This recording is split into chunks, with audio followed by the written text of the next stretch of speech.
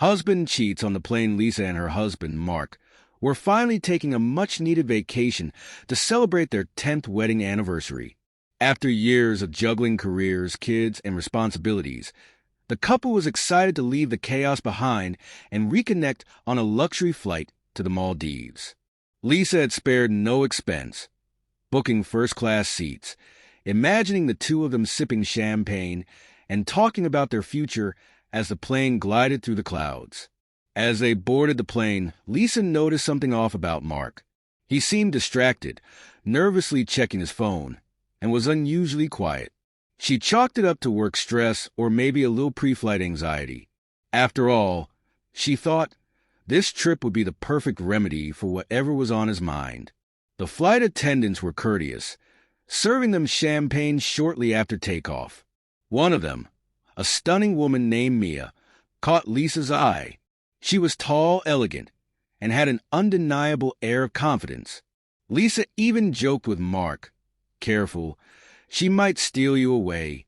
Mark laughed, but his gaze lingered on Mia a bit too long. As the flight progressed, Lisa dozed off after dinner, lulled by the soft hum of the engines and the warmth of the wine. When she woke up a couple of hours later, Mark's seat was empty. Assuming he was in the restroom, she waited, scrolling through her phone. But as minutes turned into 20, then 30, a feeling of unease crept in. She decided to stretch her legs and went to check on him. The restroom door was closed, but she noticed it wasn't locked. Before she could overthink it, she pushed the door slightly open and froze. Inside were Mark and Mia, locked in an intimate embrace. The world seemed to stop as Lisa stood there, her heart pounding in her chest. Mark's eyes met hers, wide with guilt and shock.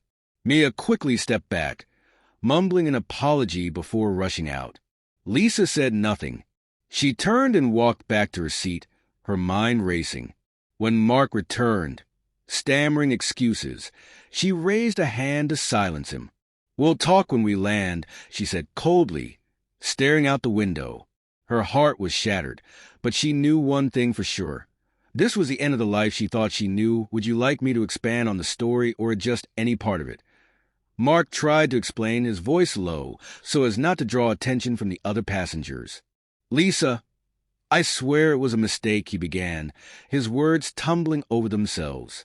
I wasn't thinking. It didn't mean anything. Please, you have to believe me." Lisa didn't even turn to face him.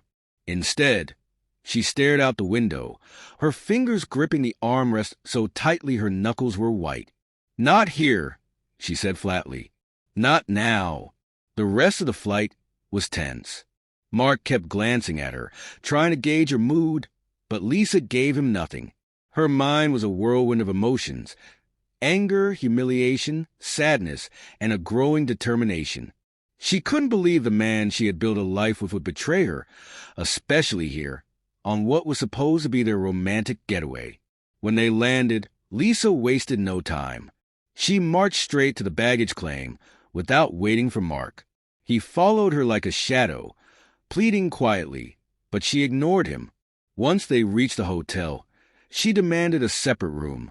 "Lisa, please don't do this," Mark begged, standing outside the door as she started to close it in his face. "It was stupid, I know, but we can fix this. I love you. You love me." Lisa snapped, her voice trembling with rage. "You have a funny way of showing it, Mark. You couldn't even make it through the flight without throwing our marriage away." He looked down, unable to meet her eyes. "It was a mistake. I wasn't thinking." "No, you were thinking," she interrupted, her voice cutting like a blade. "You were thinking about yourself, about your desires. You didn't think about me or us, or our family. You destroyed everything." Mark tried to step closer, but Lisa held up her hand. "Stay away from me," she said firmly. "I need time to think." Alone, she slammed the door, leaving Mark standing there in the hallway, his shoulders slumped in defeat.